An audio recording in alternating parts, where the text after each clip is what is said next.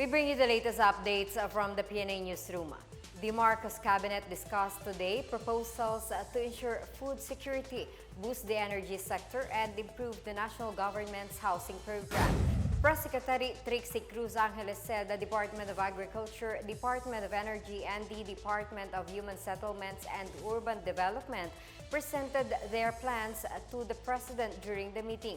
The DA presented initiatives to boost food production in the country that include tweaking the value chain system to address pressing concerns, such as rising agricultural commodity and farm input prices.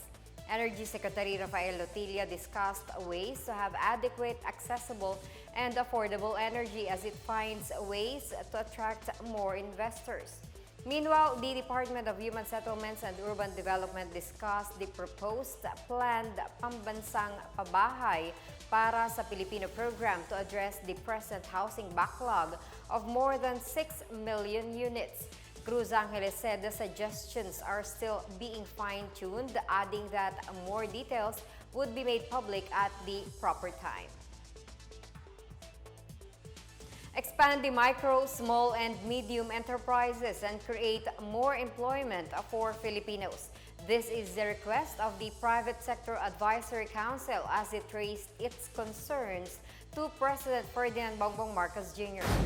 During their recent meeting with Marcos in Malacanang Palace, the Council has recommended to scale up micro, small, and medium enterprises, attract more investors, and build skills that would allow longer-term competitiveness in the workforce. Last week, Marcos also met with the Council to express his support for the proposed ladderized program for nurses. Under the program, the University of the Philippines in Manila will offer a 2-year scholarship for midwives and serve the community upon course completion. They will return to UP Manila to study nursing for another 2 years after gaining their work experience. The Department of Social Welfare and Development has launched a financial assistance program for indigent students from elementary to college. In a palace press briefing, DSWD Secretary Erwin Tulfo said about 24,000 students are expected to benefit from the program. Tulfo says the DSWD allotted 500 million pesos for their program. The agency will give 1,000 pesos for elementary students, 2,000 for high school students, 3,000 for senior high students, and 4,000 for college and vocational students. Parents of beneficiaries need to bring an ID or an enrollment slip, while senior high, college, and vocational students can apply for the aid personally. Beneficiaries can start claiming the aid at the DSWD Central Office or at their satellite offices every Saturday until September 24.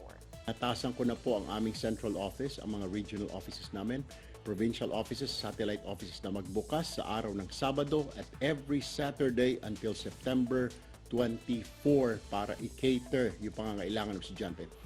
Kung kayo ay pupunta ngayong Sabado at marami masyadong tao, pwede po kayong bumalik next Saturday. Marami pa rin tao next Saturday. Hanggang 24 po yan, huwag po kayo mag-alala. Dalhin lamang po ang inyong mga requirements at tutulungan po namin kayo. The National Disaster Risk Reduction and Management Council or NDRRMC said additional evacuation centers have been constructed across the country to minimize the use of schools as temporary shelters during calamities. NDRRMC spokesperson Mark Timbal said this is to ensure the continuity of learning in schools.